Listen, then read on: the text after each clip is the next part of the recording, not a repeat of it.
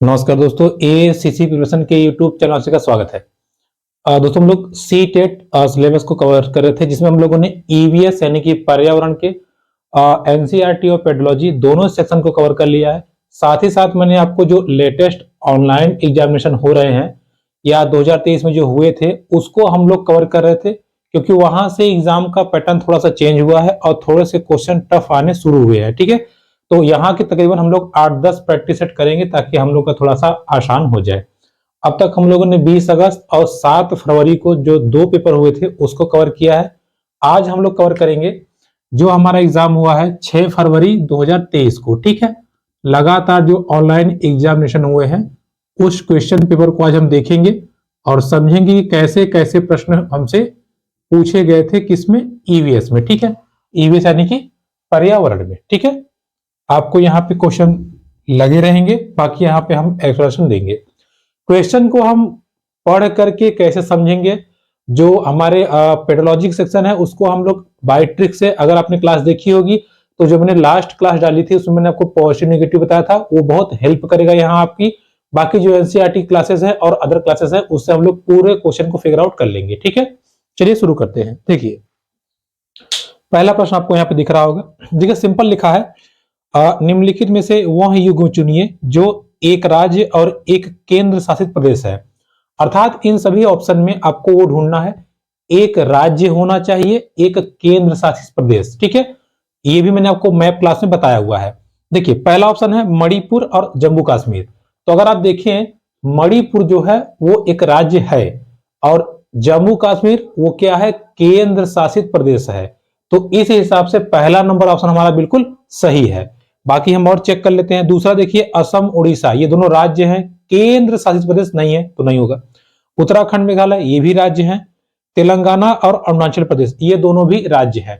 तो कुल मिलाकर के जम्मू कश्मीर पहले वाले में है और मणिपुर एक राज्य है और जम्मू कश्मीर क्या है, केंद्र शासित प्रदेश। आपसे दोनों पूछा था तो इसका सही उत्तर होगा पहला नंबर। क्लियर, 8 केंद्र शासित प्रदेश है जिसमें से जम्मू कश्मीर एक है। दूसरा ऑप्शन मतलब दूसरा क्वेश्चन, भारत के निकट या भारत के 3 समुद्र तटवर्ती राज्य हैं। देखिए भारत का जो निचला हिस्सा है, ये नीचे वाला हिस्सा, ये पूरा समुद्री इलाकों से घिरा हुआ है। ठीक है, ये निचला हिस्सा जो है पूरा समुद्री इलाकों से घिरा हुआ है। यहाँ आपका गुजरात है, महाराष्ट्र है, गोवा है, केरल है, ठीक है, तमिलनाडु वगैरह है, फिर इधर आपका आंध्र प्रदेश है, उड़ीसा वगैरह है। तो आपको वही ढूंढना है। देखिए पहला तेलंगाना, देखिए तेलंगाना जो है वो आंध्र प्रदेश का हिस्सा है, अभी फिलहाल नहीं है, मतलब पहले था अब अलग हो गया, लेकिन ये भी आंध्र प्रदेश में जुड़ता है, तो ये समुद्र के किनारे है। दूसरा आपका महाराष्ट्र इस तरफ है, ये भी समुद्र के किनारे है। तीसरा आपका आता है उड़ीसा जो आंध्र प्रदेश के ऊपर लगा हुआ है, ये भी समुद्र के किनारे है। तो इसमें जो पहला नंबर ऑप्शन है, देखिए पहला नंबर जो ऑप्शन है तेलंगाना, तेलंगाना के साथ साथ जो आपका ये है आपका महाराष्ट्र यानी कि एमएच और उड़ीसा। ठीक है, ये जो 3 राज्य है ये समुद्र के किनारे या समुद्र तटवर्ती हैं, जो कि आपका ऑप्शन बिल्कुल सही है। ठीक है, तेलंगाना आपका बिल्कुल सही है। ध्यान समझिएगा, तेलंगाना है आंध्र प्रदेश, लेकिन आंध्र प्रदेश तेलंगाना से सटा हुआ है। एनसीईआरटी की जो पुस्तक है वो पुराना सिलेबस है, तो उसके हिसाब से आंसर बिल्कुल सही है। ठीक है, बाकी अगर आप देखें झारखंड यहाँ भारत के बीचों बीच है, ये समुद्र से लगा नहीं है तो ये गलत हो जाएगा। असम की बात करें तो यहाँ ये भी ऊपर है, ये भी समुद्र से नहीं लगा है। लास्ट देखिए त्रिपुरा आपका समुद्र से सटा हुआ नहीं है, केरल और आंध्र प्रदेश है लेकिन त्रिपुरा नहीं है। तो इस प्रकार हमारा पहला नंबर ऑप्शन सही हो जाएगा, जिसमें तेलंगाना, महाराष्ट्र और उड़ीसा जो समुद्र तटवर्ती राज्य है। ठीक है, मैप की क्लास से आप ये दोनों क्वेश्चन आराम से कर सकते हो। ठीक, तो मैप की क्लास भी इंपॉर्टेंट बहुत हो जाती है। चलिए आगे बढ़ते हैं। अगला प्रश्न हमारा है, मध्य प्रदेश के 3 निकटवर्ती राज्य हैं। देखिए मध्य प्रदेश भारत के एकदम बीचों बीच है, एकदम बीचों बीच है। तो जब बीचों बीच है, अगर आप इसके इस तरफ जाएंगे तो यहाँ पे आपका गुजरात पड़ता है। गुजरात के बाद में अगर आप थोड़ा सा इधर आएंगे तो आपका गुजरात के जस्ट नीचे महाराष्ट्र है, ये भी एमपी से लगा हुआ है, और फिर आपका उड़ीसा जो इस साइड से लगा हुआ है। ठीक है, तीनों राज्य ये मध्य प्रदेश से सटे हुए हैं। तो इस प्रकार हम देखेंगे जो पहला नंबर ऑप्शन है गुजरात, महाराष्ट्र, छत्तीसगढ़, गुजरात, महाराष्ट्र और छत्तीसगढ़। ठीक है, सॉरी ये छत्तीसगढ़, ठीक, उड़ीसा नहीं छत्तीसगढ़, ये 3 के तीनों राज्य गुजरात, महाराष्ट्र और छत्तीसगढ़ तीनों राज्य मध्य प्रदेश से लगे हुए हैं। ठीक है, देखिए घबराइए नहीं। इस समय जो एग्जाम हुए थे ऑनलाइन हुए थे तो लगभग 20 सेट बने थे, इसलिए क्वेश्चन थोड़ा डीप जाके पूछ लिया था।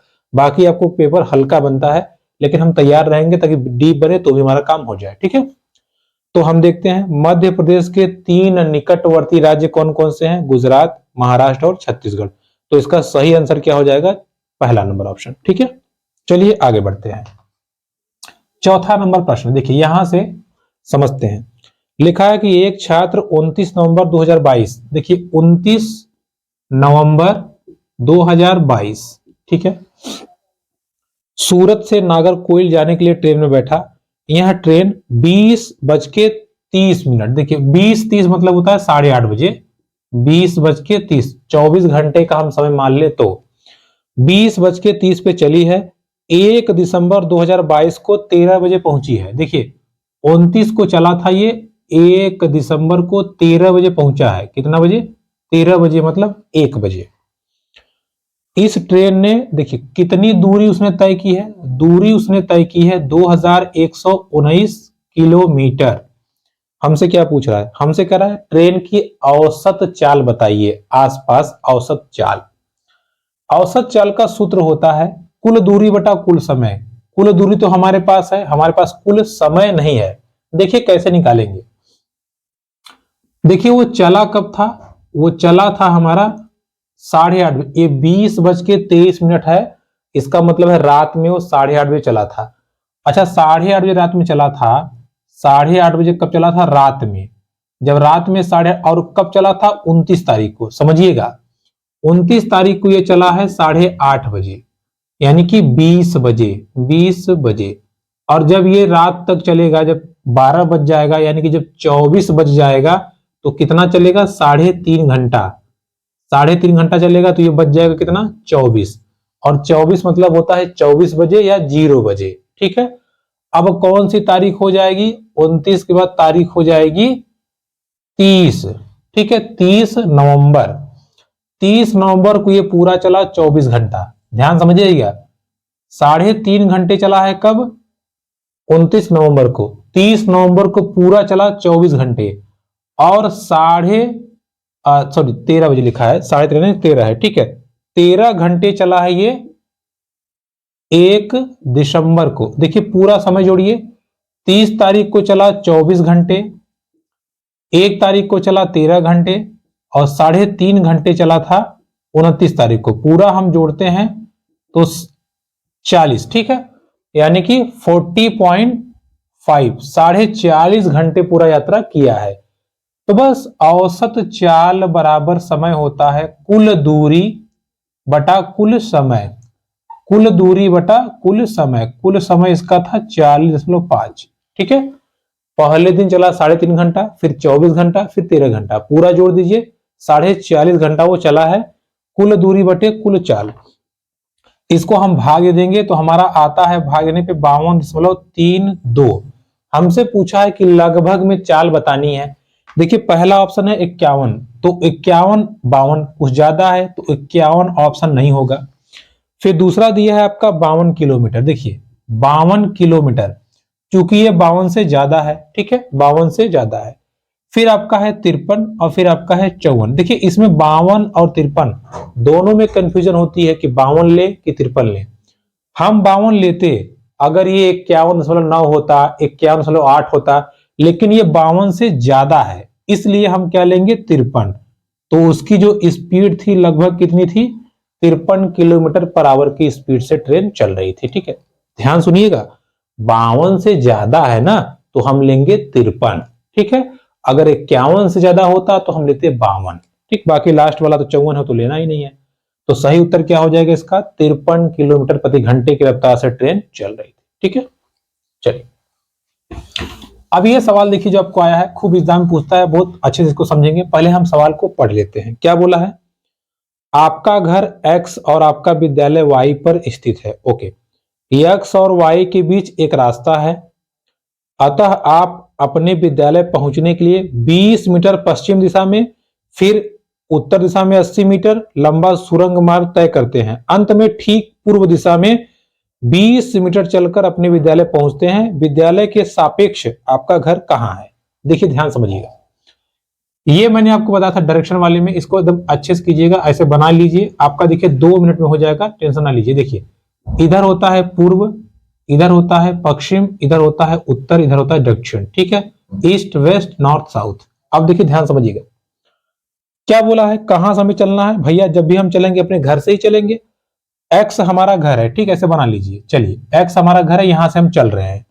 कहां चल रहे हैं भाई? देखिए हमारा घर क्या है, एक्स, यहां से हम चलेंगे, किधर चल रहे हैं? 200 मीटर पश्चिम दिशा में। तो पश्चिम किधर है? इधर, इधर। तो यहां से हम गए 200 मीटर पश्चिम दिशा में, हम यहां पहुंच गए, ठीक है, पश्चिम दिशा में हम गए 200 मीटर, यहां पहुंच गए, पश्चिम मतलब इधर, इधर, ओके। आगे क्या बोल रहा है? फिर उत्तर दिशा में 80 मीटर सुरंग पार किया। उत्तर मतलब ऊपर। अब यहां से हमें ऊपर जाना है, कितना? 80 मीटर। 80 मीटर हम ऊपर गए। अच्छा चलो हो गया। आगे फिर कह रहा है कि अंत में ठीक पूर्व 200 मीटर। अच्छा बताइए, यहां आप खड़े हैं, आपको पूरब जाना है, तो पूरब, ये पूरब किधर है? इधर। और इधर आपको कितना आना है? 200 मीटर। कितना आना है? 200 मीटर। तो आप पूरब यहां से चल के यहां आ गए, पूरब 200 मीटर। तो कितना आ गए? 200 मीटर। और अब आप अपने विद्यालय पे पहुंच चुके हो, ठीक है, कहां पहुंच चुके हो? विद्यालय पे।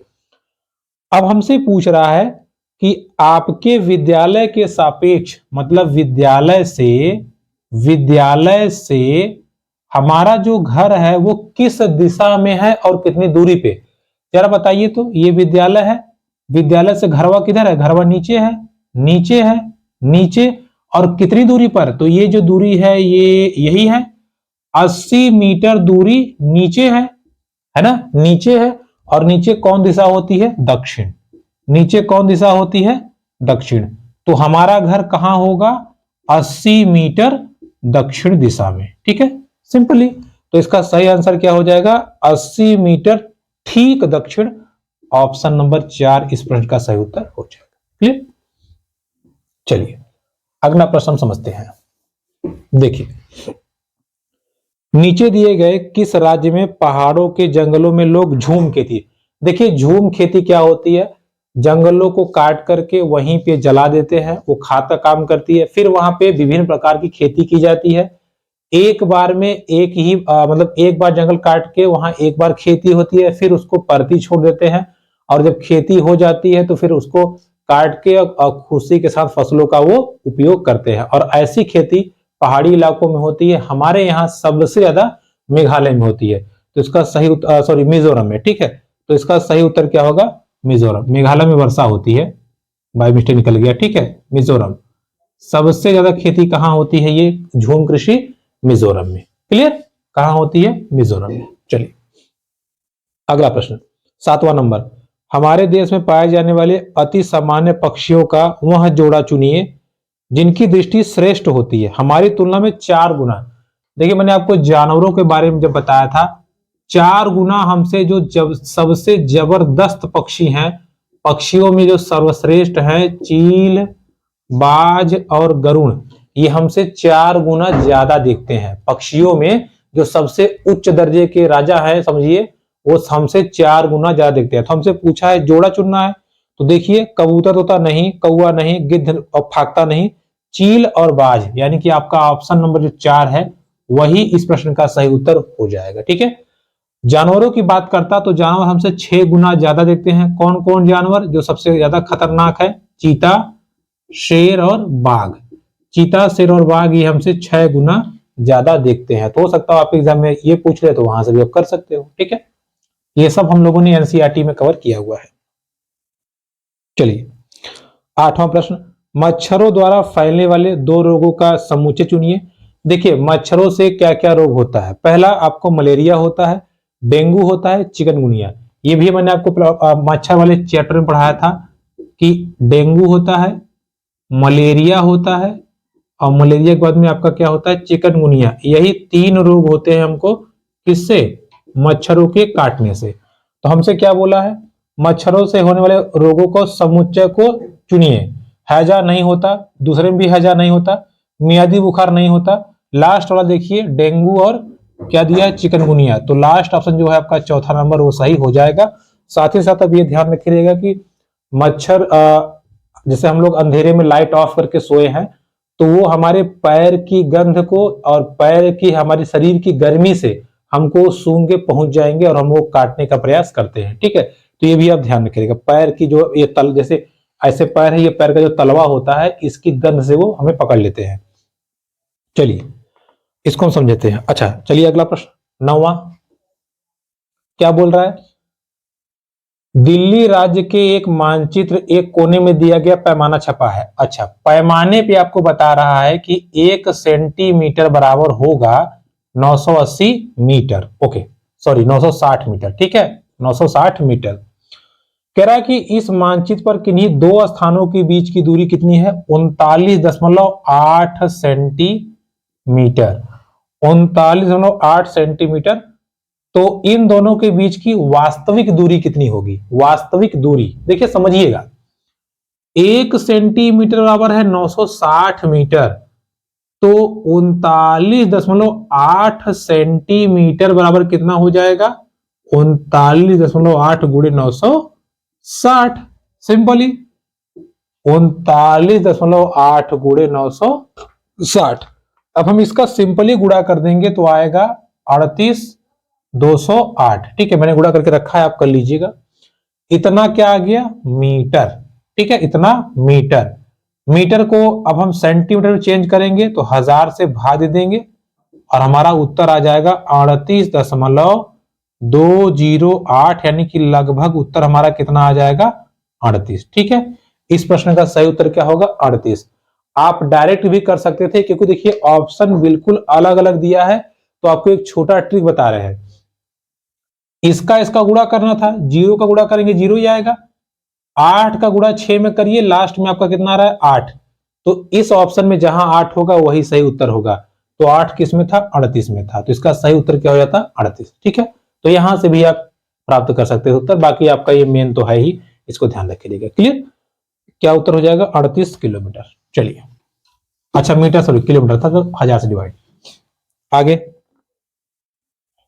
10वां प्रश्न, पहाड़ी क्षेत्र की किसी लड़की ने अपने राज्य के अधिकांश घरों के बारे में निम्नलिखित विवरण दिया। अच्छा, कोई लड़की है जो पहाड़ पे रहती है, उसने बताया कि हमारे घर कैसे हैं। आपको ये बताना है कि कहाँ की है वो। पहला मतलब क्वेश्चन, हमारे यहाँ वर्षा बहुत होती है, हिमपात भी होता है, मतलब पानी भी बरसता है, बर्फबारी भी होती है।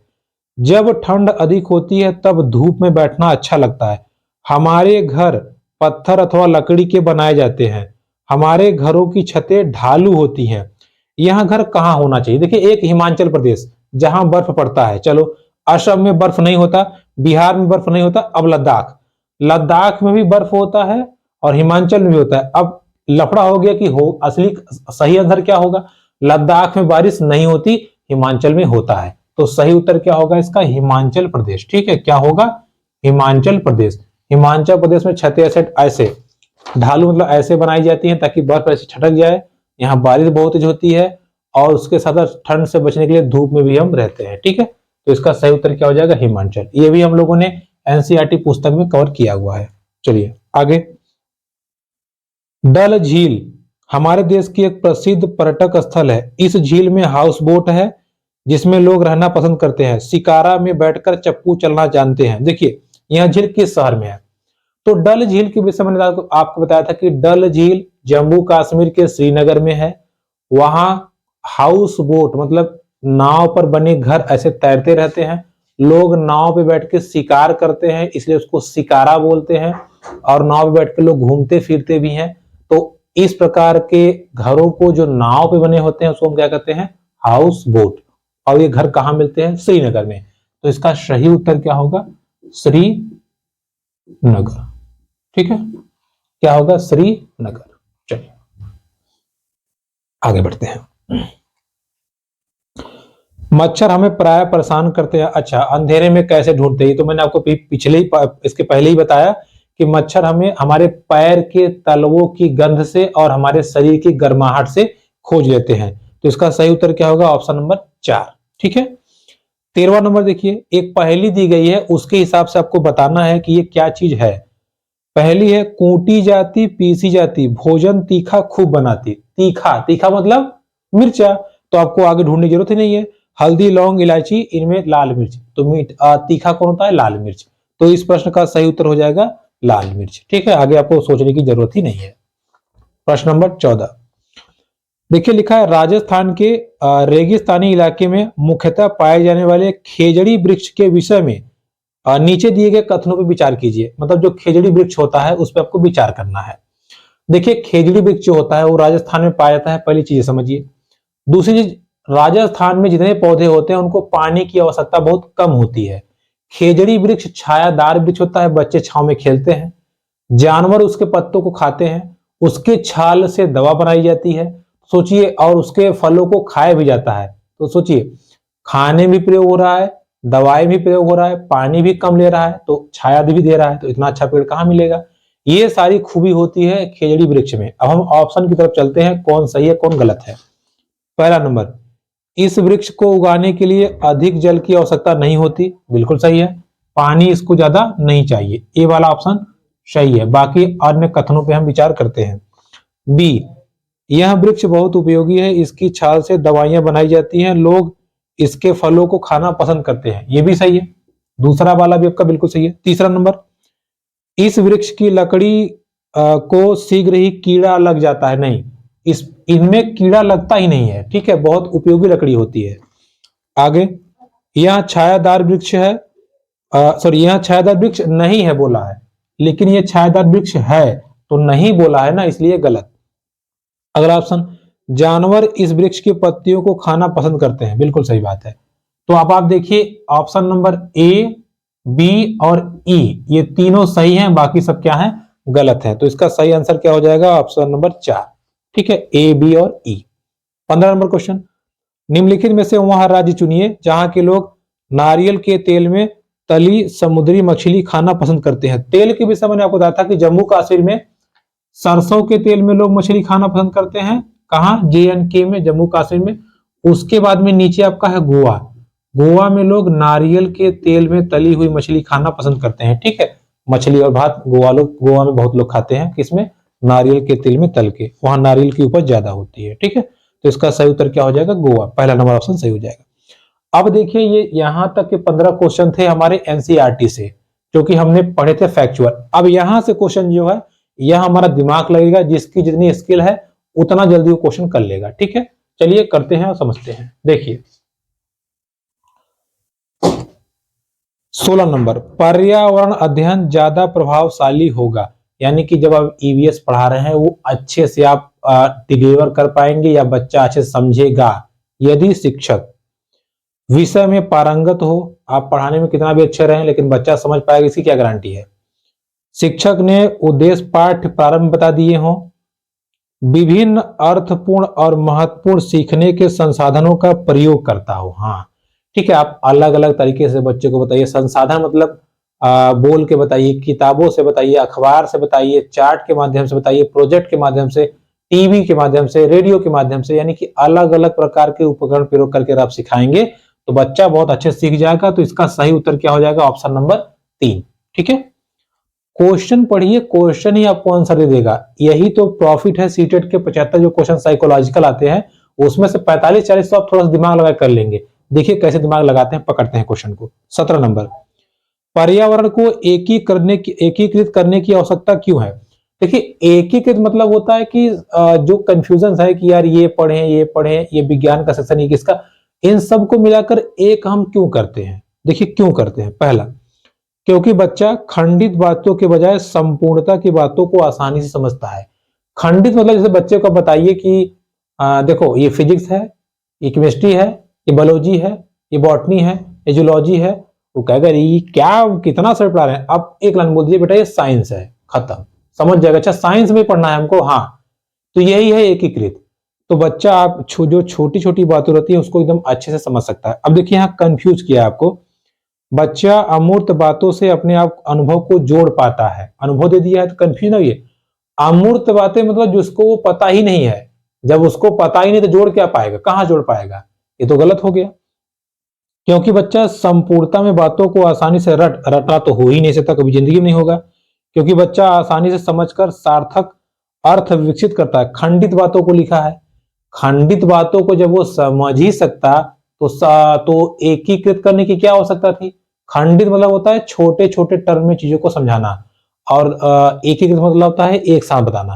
तो इसका राइट आंसर कौन होगा, पहला नंबर, कि खंडित बातों के बजाय संपूर्णता की बातों को बच्चा आसानी से सीख जाता है। ठीक है, क्वेश्चन नंबर 18, निम्नलिखित तकनीकियों में से रेटिंग स्केल कौन सी तकनीक का उपयोग होता है। रेटिंग मतलब होता है जैसे रेटिंग देना कि ये बच्चा इतना अच्छा है, ये इतना अच्छा है, इतना अच्छा है, हम कब कर पाएंगे। होमवर्क देखिए, होमवर्क तो घर से करा लेगा वो, दत्त्यकार नहीं। जांच सूची से, सूची में जांच करके आपने परीक्षा लिया नहीं या आपने अवलोकन नहीं किया, आप जांच कर लेंगे, गलत है। अवलोकन कार्य लिखित प्रश्न, लिखित प्रश्न के अनुसार भी उसकी बुद्धिमत्ता की परीक्षा नहीं होगी। अवलोकन, अवलोकन मतलब होता है 1 बाय 1 एक एक बच्चे से आप साक्षात्कार कीजिए, उसके कार्यों को देखिए और साथ साथ उसकी विद्वता का आप परिचय लीजिए, तो ये होता है अवलोकन। ठीक है, तो इससे आप जान पाएंगे कि रेटिंग स्केल क्या करनी है या बच्चा कौन बच्चा किस लेवल पे है। तो इसका सही उत्तर क्या होगा, रेटिंग स्केल, सॉरी अवलोकन, ऑप्शन नंबर 3 इसका सही उत्तर हो जाएगा। चलिए 19 है आपका, निम्नलिखित में से कौन पर्यावरण सीखने के रचनात्मक आकलन का साधन नहीं है। नहीं मतलब गड़बड़ वाला आपको ढूंढना है। वार्षिक उपलब्धि परीक्षण, परीक्षा से तो कोई मतलब होता ही नहीं है, यानी कि यही वाला गलत है। तो हमारा सही उत्तर क्या हो जाएगा, यही। व्याख्यात्मक अभिलेख ये होना चाहिए, पोर्टफोलियो होना चाहिए, क्रम निर्धारण ये भी होना चाहिए।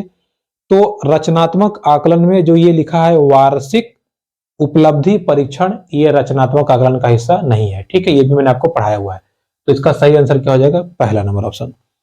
20, पर्यावरण अध्ययन में मानचित्र पढ़ना एक आवश्यक कौशल विकसित करता है, वह कौशल है। यानी कि मानचित्र पढ़ के या मैपिंग जब आप पढ़ते हो तो आपको किन किन चीजों की जानकारी मिलती है या किन किन चीजों को जानना आपको आवश्यक होता है, वो हम समझते हैं। मैप की क्लास मैंने आपको पहली लाइन में ही बताया था कि मैप के अध्ययन से हमको क्या क्या जानकारी मिलती है। जैसे आप नक्शा देखेंगे भारत का तो आपको समझ में आएगा कि अच्छा यहाँ दिल्ली है, यहाँ ये है, यहाँ ये, यानी कि स्थान के बारे में आपको जानकारी मिलेगी। साथ ही साथ आपको ये भी जानकारी मिलेगी कि दिल्ली से वो किस दिशा में है, ये किस दिशा में है, ये यानी कि डायरेक्शन के बारे में आपको जानकारी मिलेगी। उसके साथ साथ आप ये भी मेजर कर पाएंगे कि कौन सी जगह कितनी दूर पर है, नीचे आपको कॉलम में दिया रहता है। तो आपको दिशा दूरी, दिशाओं के सापेक्ष स्थिति को समझने का कौशल आपको होगा, यानी कि ऑप्शन नंबर 4 जो है बिल्कुल सही आंसर है। ठीक है, ये डायरेक्ट लिखा हुआ है किताब में। 21 नंबर, एक शिक्षक क्या डूबा क्या तैरा से संबंधित एक प्रयोग का संचालन करता है। मतलब उसने कहा बच्चों से कुछ सामान ले लो, पानी में डालो और देखो क्या डूब रहा है क्या नहीं डूब रहा है। विद्यार्थियों में निम्नलिखित कौन सी प्रक्रिया के कौशल का विकास होगा। अब देखिए विद्यार्थी जब खुद से देखेगा करके तो समझेगा अच्छा ये वाला डूब गया, ये नहीं डूबा, टिक करेगा, ये वाला डूब गया, ये नहीं डूबा। ये जो काम है ये होता है अवलोकन। खुद से किसी काम को करना, गलत सही को छांटना, ये क्या है, अवलोकन। तो बच्चा क्या करेगा, अवलोकन। किस चीज का विकास होगा, अवलोकन का। तो इसका सही उत्तर क्या होगा, पहला नंबर ऑप्शन। 22, पर्यावरण अध्ययन शिक्षण में प्रक्रिया कौशल को प्रोत्साहित करना चाहिए जो पूछताछ आधारित प्रायोगिक अधिगम का मूल है। निम्नलिखित में से कौन एक प्रक्रिया कौशल नहीं है। अच्छा, कौशल क्या नहीं है, कौशल। अवलोकन बिल्कुल है, निष्कर्ष निकालना ये भी कौशल है, कुछ चीज आपने किया तो क्या गलत है क्या सही है इसका निर्णय लेना कौशल है। निर्धारित करना, पूर्वानुमान करना। पूर्वानुमान मतलब होता है जैसे पहले से आप ये मतलब देखे कि यार गलत होगा कि सही होगा, क्या हम ये कर दें, हो सकता हो गलत हो जाए या सही हो जाए। तो ये आपके दिमाग में कब आएगा, ये दिमाग में तब आएगा जब आप उस चीजों को जानते रहोगे। तो ये भी हिस्सा है।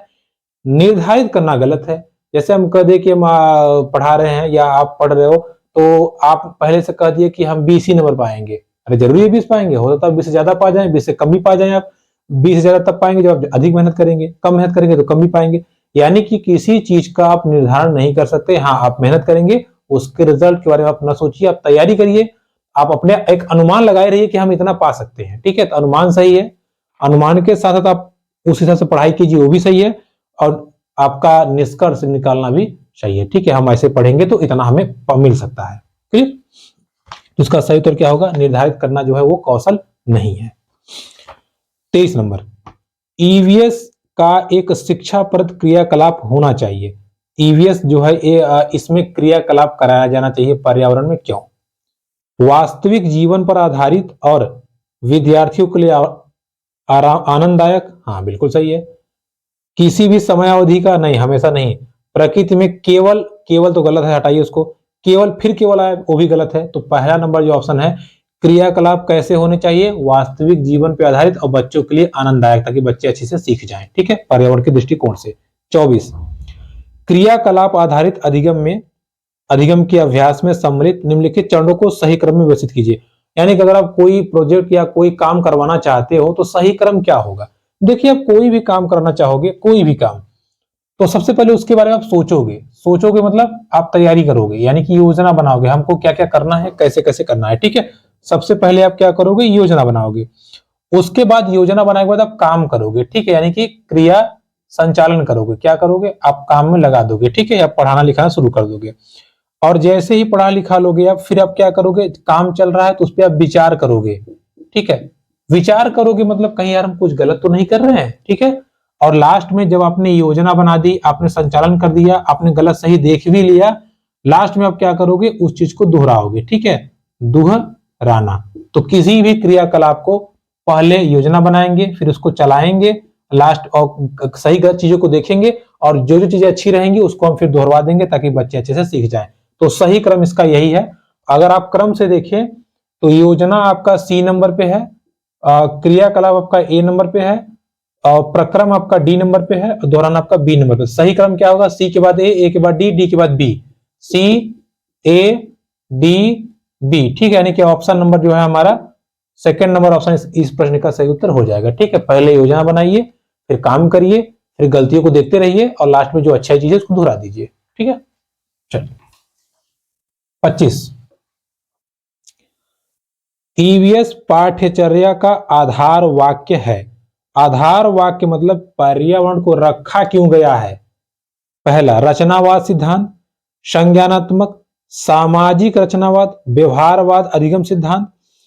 देखिए, सामाजिक और रचनावाद यानी कि समाज में चीजें जो हो रही है, क्या गलत है क्या सही है, इसकी क्रिएटिविटी कैसे की जाए, इसको सुधारा कैसे जाए, यही है रचनावाद। तो सामाजिक रचना यही है ईवीएस स्टडी, यानी कि इन्वायरमेंटल पर्यावरण अध्ययन यही है कि समाज को किस माहौल से या कैसे ढाला जाए कि वो पर्यावरण के प्रति सहिष्णु हो या पर्यावरण के प्रति जागरूक हो। तो सामाजिक रचनावाद। यहाँ जो लास्ट ऑप्शन लिखा है ना, व्यवहारिक अधिगम, अगर यहाँ पे व्यवहारवाद ना लिखा होता तो काम हो जाता, ठीक है, लेकिन यहाँ पे व्यवहारवाद लिखा तो गलत है। तो सही उत्तर क्या होगा? Third number.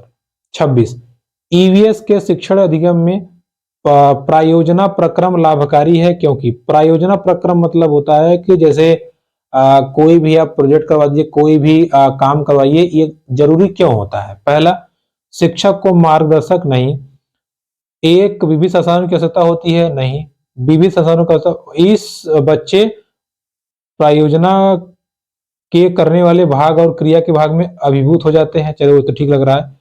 यह कार्यानुभव एवं अभिसारी चिंतन के अवसर प्रदान करता है, हाँ ये सही है। ईवीएस के क्षेत्र में जब भी बच्चों को अवसर प्राप्त होगा तो उससे बढ़िया कोई आंसर हो ही नहीं सकता, ठीक है। अगर आप कोई क्रियाकलाप कराएंगे, बच्चे उसमें सीधा पार्टिसिपेट करेंगे तो उन चीजों को अच्छे से सीखेंगे, बजाय कि पढ़ाने के या रटने के। तो सही उत्तर क्या होगा? ऑप्शन नंबर डी, ठीक है। आप लास्ट क्लास जरूर देखिएगा, पॉजिटिव नेगेटिव वर्ड, आप धड़ाधड़ क्वेश्चन को पकड़ लेंगे, टेंशन नहीं होगा। 27 नंबर, समस्या समाधान में सम्मिलित चरणों के सही क्रम को बताइए। अच्छा, कोई आपके पास प्रॉब्लम आती है तो उस प्रॉब्लम को आप कैसे समझेंगे या कैसे करेंगे, उसके चरणों को कहा है। पहली चीज क्या होगी? अरे पहले जान तो लीजिए समस्या, शेर मारना है कि चूहा मारना है। तो सबसे पहले क्या होगा? समस्या को जानना या परिभाषित करना, ठीक है, परिभाषित करना, यहां जो लिखा है। अब आगे देखिए, जब आप समस्या को जान लेंगे तो अब समस्या जानने के बाद आप ये समझिए कि समस्या बड़ी है कि छोटी है, कितनी बड़ी है कितनी छोटी है, या हम इसके योग्य हैं भी कि नहीं है, हम हल कर पाएंगे नहीं, यानी कि समस्या विश्लेषण, ठीक है, समस्या विश्लेषण यानी पहले जानिए फिर उस समस्या को विश्लेषण कीजिए। अब जब आपने समस्या सुन ली, आपने देख भी लिया कि हमारे योग्य है, तो कैसे समस्या को निपटाना है, लाठी डंडा गोजी गोली बंदूक से, यानी कि आप योजना बनाइए। अब जब आप योजना बना लेंगे, योजना बनाने के बाद में फिर आपको क्या करना है, जैसे आपने समस्या जान ली, समस्या के हिसाब से आपने विश्लेषण कर लिया कि हाँ ये करना है, हो जाएगा। आप ये करें, अपने योजना बना लिया कि ये काम अब करना है, ये तब करना है, ये तब करना है, ये तब करना है, और जैसे आपने कर लिया, आपने अप्लाई भी कर दिया, फिर आप देखिए कि वाकई समस्या सॉल्व हुई या नहीं, अर्थात परिणाम। लास्ट में आपको परिणाम देखना है। तो इसका सही क्रम क्या होगा, समस्या परिभाषित, फिर इसको समस्या योजना, फिर परिणाम का समस्या विश्लेषण, और फिर मूल्यांकन। यानी कि अगर हम क्रम में लगाएं तो ये ए नंबर है, ये डी नंबर है, ये बी नंबर है, ये सी। तो ए डी बी और सी, यही क्रम हमारा सही हो जाएगा, जो कि आपको यहाँ पे दिख रहा है। ठीक है, ये भी आपको मैंने क्लास में पढ़ा रखा है। तो देखिए वो जो हम लोगों ने 20 क्लास पढ़ी है आधे घंटे की, कितना इंपॉर्टेंट है, पूरे के पूरे क्वेश्चन फंस जाएंगे, बस थोड़ा सा आपको दिमाग लगाना है। चलिए अगला प्रश्न देखते हैं, 28 नंबर। ईवीएस में निम्नलिखित में से अधिगम के सामुदायिक संसाधनों के उदाहरण कौन कौन से। देखिए सामुदायिक संसाधन मतलब आसपास जो मिलते हैं पर्यावरण सीखने के लिए, कौन कौन से हैं। विश्वविद्यालय, नदी, रेडियो, अभिकलिच, ठीक है, अभिकलिच, बढ़ई, दुकानदार, शिक्षक, माता पिता। एक बच्चे के लिए आसपास के लोग सीखने के लिए सबसे जरूरी है। माता पिता तो बहुत जरूरी है, परिवार है, शिक्षक तो होगा ही होगा, दुकानदार से भी वो सीखेगा चीजों को, बढ़ई से। तो जो सामुदायिक संसाधन है इसमें सबसे इंपॉर्टेंट यही है, सेकंड नंबर। क्योंकि देखिए जरूरी नहीं है कि हर जगह आपको नदी हो, हर जगह आपके विश्वविद्यालय हो, लेकिन माता पिता तो हर जगह मिल जाएंगे, बाल बनाने वाला हर जगह मिल जाएगा, दुकानदार मिल जाएंगे। तो सबसे बेस्ट जो ऑप्शन है सामुदायिक संसाधन का, वो सेकंड नंबर है। ठीक है, सामुदायिक मतलब जो आसपास ही मिल जाए, वो आपका सेकंड नंबर है, बाकी आपको देखने की जरूरत नहीं है। 29, अधिविन्यास अथवा सत्री कार्य के विषय का कौन सा कथन सही है, यानी कि सत्री कार्य जो करा जाता है वो कौन सा सही है। अपनी प्रक्रिया के अनुसार परिवार को अधिविन्यास में योगदान दे सकते हैं, नहीं। अधिविन्यास मूल्यांकन एकमात्र सही तरीका होता है। अधिविन्यास को प्रतिदिन गृह कार्य के रूप में दिखाया जाना चाहिए। अधिविन्यास स्वयं के विचारों का निर्माण और उनको स्पष्ट करने में मदद करते हैं। ठीक है, अधिविन्यास में अपनी चीजों को अपने शब्दों में निकालना या बताना। तो इसका सही उत्तर क्या हो जाएगा, अधिविन्यास स्वयं के विचारों का निर्माण और उन्हें स्पष्ट करने में मदद करते हैं। लास्ट क्वेश्चन, यदि आपको ज्ञात हो जाए कि आपकी कक्षा के कई विद्यार्थी बहुत होनहार और बुद्धिमान हैं, तब आप ऐसे विद्यार्थियों को कैसे पढ़ाएंगे। अब देखिए ध्यान समझिएगा, आपको ये पता है कि आपके कई विद्यार्थी बहुत तेज हैं और कई विद्यार्थी कम भी तो होंगे, तो फिर आप कैसे पढ़ाएंगे। पहला, कोई विशिष्ट मुक्ति प्रयुक्त नहीं की जाएगी, ये तो गलत बात है, ये होगा ही नहीं। उन्हें उच्च कक्षा के विद्यार्थी बिठाया जाएगा, नहीं, ऐसा नहीं करना है कि 6 का बच्चा है उसको 9 के साथ पढ़ा दो, उसके 8 से पढ़ा दो, नहीं, बिल्कुल नहीं, ये नहीं करना है। उन्हें अलग पढ़ाया जाए, ये भी नहीं करना है। लास्ट ऑप्शन, उन्हें समूह पाठ्यचर्या का उपयोग कर पढ़ाया जाएगा, हाँ ये सही है। मतलब उनके साथ बैठ जाइए, बच्चों को देख लीजिए कि बच्चे किस किस लेवल का है, फिर उनको बताइए देखो बेटा आप लोग ये आप लोग को आता है, अब बताओ आप लोग को क्या नहीं आता। तो उनमें से कुछ ऐसे भी तो होंगे जिनको मान लीजिए 10 तक पढ़ा होता होगा, किसी को 9 तक ही आता होगा। अच्छा 10 तक आता तुमको, हाँ सर ठीक है, चलो सबको 10 तक पढ़ा बताओ, तो 10 तक सबको सिखा देगा। किसी को 15 तक आएगा, चलो तुम 15 तक सिखाओ, तो 15 तक सिखा देगा। किसी को राज्य का नाम मालूम होगा, वो राज्य का नाम सिखा देगा। अर्थात समूह चर्चा के द्वारा होनहार बच्चों को सिखाएंगे ताकि सब बच्चे एक साथ प्रोग्रेस करें। ठीक है, तो इस प्रश्न का सही उत्तर होगा ऑप्शन नंबर 4। ठीक है, तो दोस्तों आज की क्लास हम लोगों ने 6 फरवरी 2023 ईवीएस के प्रश्न पत्र को सॉल्व किया। अब तक हम लोगों ने 20 अगस्त और 7 फरवरी और 6 को मिलाकर 3 प्रश्न पत्रों को सॉल्व कर लिया है। आगे भी हम लोग ऐसे करते रहेंगे। वीडियो पसंद है please like comment share subscribe. धन्यवाद।